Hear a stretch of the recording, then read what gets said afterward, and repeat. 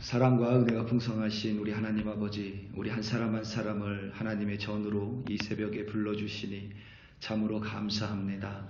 하나님 무슨 은혜인지 하나님 우리를 하나님의 자녀 삼아주시고 하나님의 거룩한 백성으로 불러주시며 구원받은 하나님의 자녀로 우리를 삼아주시니 참으로 감사합니다. 그리하여 하나님을 만날 수 있는 자격을 우리에게 주시고 하나님의 말씀을 들을 수 있는 은혜로 오늘도 하나님께서 덧입혀 주시니 참으로 감사합니다. 오늘 하루 살아가며 하나님 우리 한 사람 한 사람이 하나님의 자녀로 살아가게 하시고 하나님의 거룩한 백성으로 부족함 없게 살아갈 수 있도록 하나님께서 또한 붙들어 주시옵소서. 무엇을 만나든지 쓰러지는 것이 아니라 하나님의 능력으로 당당하게 승리하는 우리들로 삼아 주시옵소서. 참으로 감사합니다. 예수님의 이름으로 기도드립니다. 누가복음 5장 12절부터 16절까지 말씀으로 주의 말씀을 증거합니다. 우리 다 함께 보시겠습니다. 능력받는 새벽기도, 응답받는 새벽기도, 성령과 함께하는 새벽기도. 할렐루야. 아멘. 인도의 이민우 선교사님께 연락이 왔습니다. 코로나 바이러스 검사를 가족 모두 했는데 모두가 음성으로 나왔다는 소식이었습니다. 참으로 감사하고 가족이 모두 회복되었다고 합니다. 증세도 이제 없어졌다고 합니다. 여러분들의 기도에 다시 한번 진심으로 감사드립니다. 이제 다시 어린이 사역을 재개할 것이라는 이야기도 덧붙였습니다. 선교지에서 사역을 하다 보면 선교사님들의 의도, 그러니까 저도 선교지에 있을 때 제 의도와는 상관없이 다르게 보이는 모습이 있습니다. 다름 아니라 이 선교사를 부유한 외국인, 그러니까 좋은 잘 사는 나라에서 온 외국인으로 보는 모습입니다.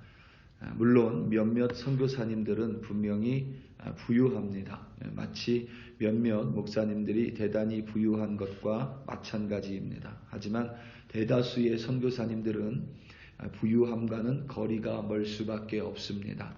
만약 그들이 삶의 부유함을 목표로 삼았다면 그들이 선교사가 될 리 만무하기 때문입니다. 분명히 부유하지 않음에도 불구하고 선교지의 사람들은 선교사들이 외국에 잘 사는 나라, 부자 나라 출신이라는 이유로 의뢰 그들을 부유한 사람이라고 판단해 버립니다.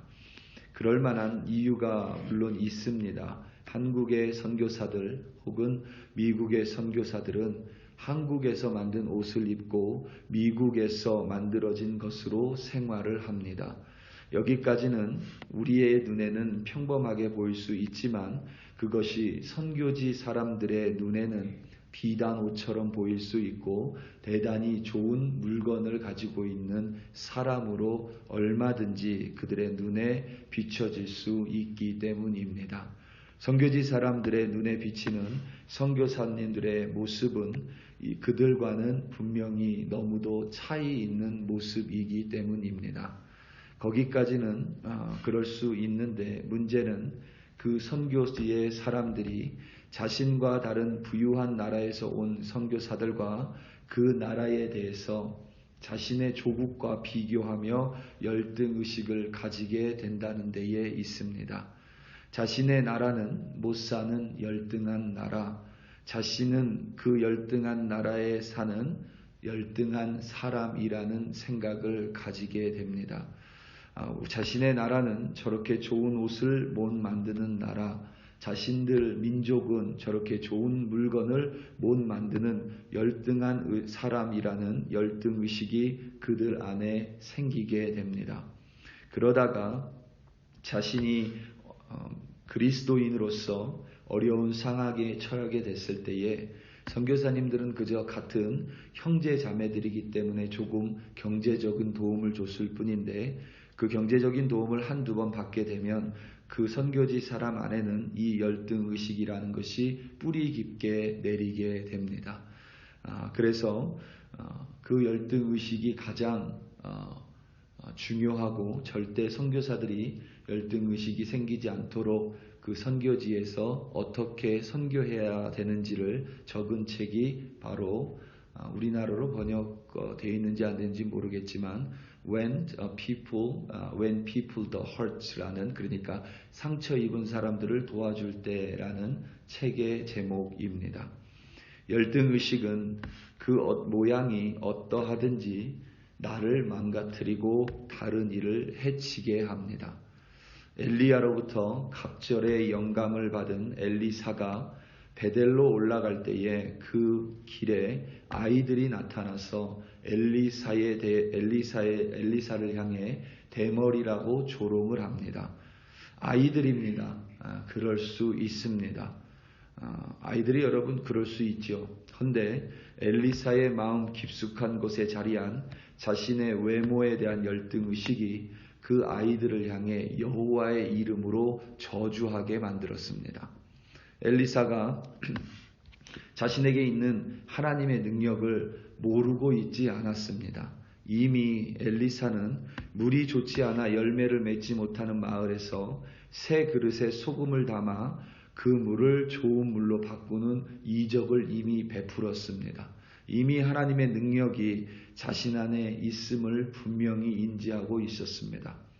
그럼에도 불구하고 자신의 외모를 비하하는 아이들을 저주했고 그 저주로 말미암아 수풀에서 암곰 2마리가 나와 아이들 42명을 찢어 죽여버립니다.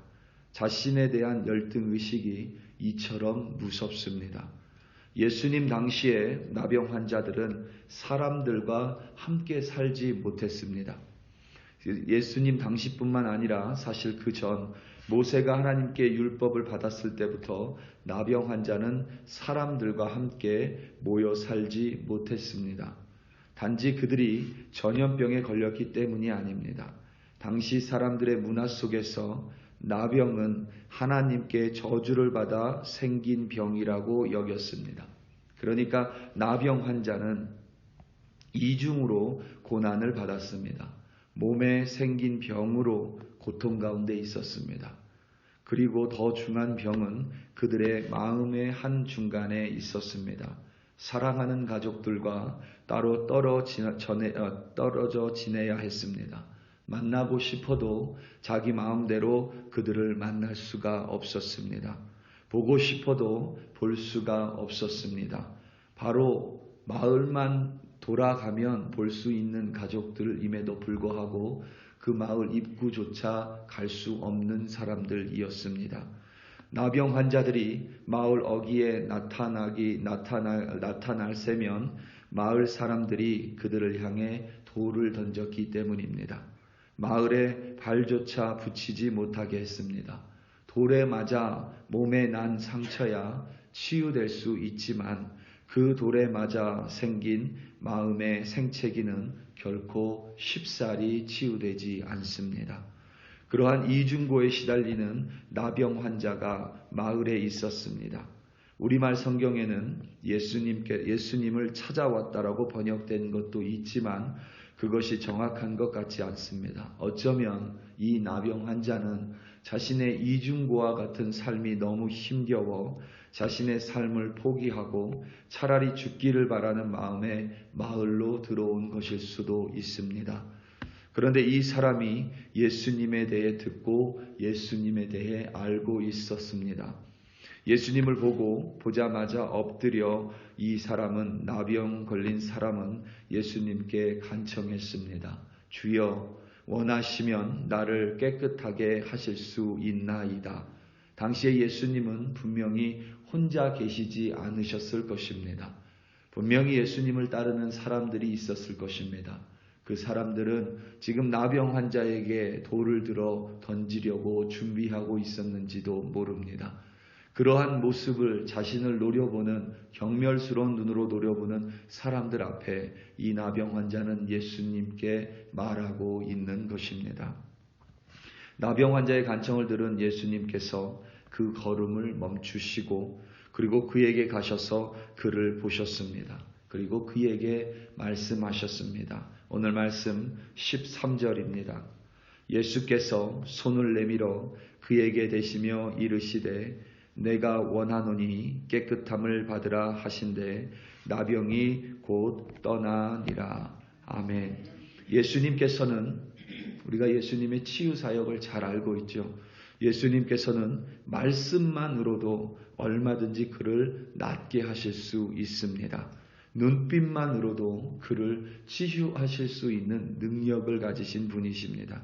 그런데 예수님께서 자신의 손을 그 나병 걸린 사람의 몸에 대셨습니다. 영어로 터치라고 되어 있습니다. 그러니까 예수님께서 그 나병 걸린 사람에게 다가가셨고 그 나병 걸린 사람의 몸을 터치하셨다는 의미입니다. 아직 나병이 다 낫기 전입니다. 아무도 아직 나병이 치유되기 전이기 때문에 누구든지 나병 환자를 보면 욕을 하고 경멸하고 돌을 던지고 도망치던 시대입니다. 그런데 예수님께서는 아무도 다가가지 않는 나병 환자의 옆으로 다가가셨습니다. 그리고 예수님께서는 그의 몸에 자신의 손을 대셨습니다. 얼마만큼 가까이 간 것이냐면 나병 환자의 호흡을 느낄 수 있을 만큼 가까이 가셨고 팔을 뻗으셔서 그의 몸을 닿을 수 있을 거리만큼 가까이 가셨습니다. 그리고 자신의 팔을 뻗으셔서 그의 몸을 만지셨고 그리고 그를 치유하셨습니다. 이것은 단순히 예수님께서 그의 몸을 치유하신 것이 아니라 아무도 알아주지 않았고 아무도 옆에 있어주지 않았고 모두가 경멸의 대상으로 바라봤었던 그 나병 환자, 모두가 죽일 듯한 눈으로 그리고 돌을 던지면서 자신을 경멸했었던 그 시대에 예수님께서는 나병 환자의 눈앞에 서 계신 것입니다. 그리고 단지 그의 몸을 치유하신 것이 아니라 그의 마음속 깊숙이 있었던 세상을 향한 경멸, 세상을 향한 원망, 사람들을 향한 분노, 자신을 향한 열등의식, 바로 그 마음을 예수님께서는 터치하신 것이고 그 마음의 병을 깨끗하게 치유해 주신 것입니다. 우리 사랑하는 성도 여러분, 우리가 예수님을 믿기 때문에 유대인들처럼 선민의식에 갇혀 있는다면, 그렇게 교만하다면 그것도 분명히 큰 문제가 될 것입니다. 하지만 우리가 예수님을 이미 믿었음에도 불구하고 하나님의 자녀가 됐음에도 불구하고 우리를 눈동자처럼 여기신다라는 것을 알고 있음에도 불구하고 오늘도 우리의 머리카락을 세시는 분이심을 알고 있음에도 불구하고 내 마음을 누구보다도 더 잘 알고 계시는 하나님이심을 알고 있음에도 불구하고 우리 마음에 여전히 열등의식이 있다면 그 열등의식은 때로는 나를 해치게 되고 다른 이를 분명히 해치게 될 것입니다. 우리 사랑하는 성도 여러분, 기억하시기 바랍니다. 예수님의 핏값으로 여러분들을 사셨습니다. 하나님의 아들과 딸로 여러분들을 삼아주셨고 우리 하나님께서 졸지도 주무시지도 않으시고 여러분들을 인도하시고 지켜주신다고 약속하셨습니다. 오늘도 그 약속 붙드시고 오늘 하루 살아가시면서 승리하시는 주의 백성 되시기를 예수님의 이름으로 축원합니다. 우리 다 함께 기도하시겠습니다. 이 시간 특별히 기도할 때에 여러분 좀 텍사스 지역의 유대인 회당의 총기 사건 때문에 목숨을 잃었습니다. 목숨을 잃은 그분들을 위해서 우리 좀 함께 기도하고 또 동부 쪽으로 윈터스톰 때문에 대단히 좀 어려움에 처한 사람들이 많이 있는 것 같습니다. 우리 특별히 이 시간 함께 기도할 때에 하나님의 능력이 그들을 좀 붙들어 달라고 사랑하는 가족을 잃은 자들의 마음을 하나님이 위로해 주시고 삶의 터전을 잃은 자들에게 하나님께서 능력 베풀어 주사 도움의 손길을 붙여주시고 또 그들의 마음을 하나님 치유해 달라고 우리 이 시간 다 함께 주여 한번 부르시고 합심하여 기도합니다. 주여 할렐루야 할렐루야 할렐루야. 하나님 아버지, 이 시간 마음에 아픔이 있는 사람들을 위하여 기도합니다. 집터를 생업터를 잃은 자들을 위하여 간절히 기도합니다. 하나님 유대인 회당에 일어난 총기 난사 사건으로 목숨을 사랑하는 가족을 잃은 유가족들을 위하여 간절히 기도합니다. 아버지 하나님 그들을 붙들어 주시옵소서. 하나님 그들의 마음을 단단히 붙들어 주시옵소서. 마음의 소망을 잃지 않도록 하나님 마음의 희망을 잃지 않도록 하나님 그들의 마음 가운데 하나님의 영광의 빛을 비춰주시옵소서. 하나님 낭망하지 않도록 절망하지 않도록 붙들어 주시옵소서. 그리하면 하나님 그들이 반드시 회생할 것입니다. 반드시 주님의 능력으로 회복될 것입니다. 그들의 삶의 터전이 다시 일어날 것이고 하나님 분명히 사랑하는 가족을 잃었지만 하나님의 사랑으로 하나님 다시 한번 하나님의 사랑을 알아가고 하나님 다시 한번 회복될 줄로 믿사오니 하나님 그들 한 사람 한 사람 붙들어 주시기를 간절히 기도합니다. 행여나 아버지 하나님 윈터스톰이 더 이상 거칠어지지 않도록 하나님 더 이상 난폭해지지 않도록 예수님 꾸짖어 주사 하나님 멈추게 하여 주시고 그리하여 더 이상 피해받지 않도록 하나님께서 그 모든 지역 사람들을 보호하여 주시고 그들의 주택자 그들의 가정을 보호하여 주시옵소서. 무엇보다 아버지 하나님 사랑하는 가족들 하나님 분명히 인도하여 주시고 지켜주시기를 간절히 기도합니다. 아버지 하나님을 믿는 우리들은 하나님의 자녀라 했습니다. 천국 시민이라 했습니다. 천국 백성이라 했습니다. 우리가 자고하지 않고 교만하지 않지만 아버지 하나님 이 약속을 믿으며 하나님의 자녀로 오늘도 승리할 수 있도록 우리 글로리교회 백성들 붙들어 주시옵소서. 할렐루야 할렐루야 할렐루야. 하나님 아버지 참으로 감사합니다. 주여 감사합니다.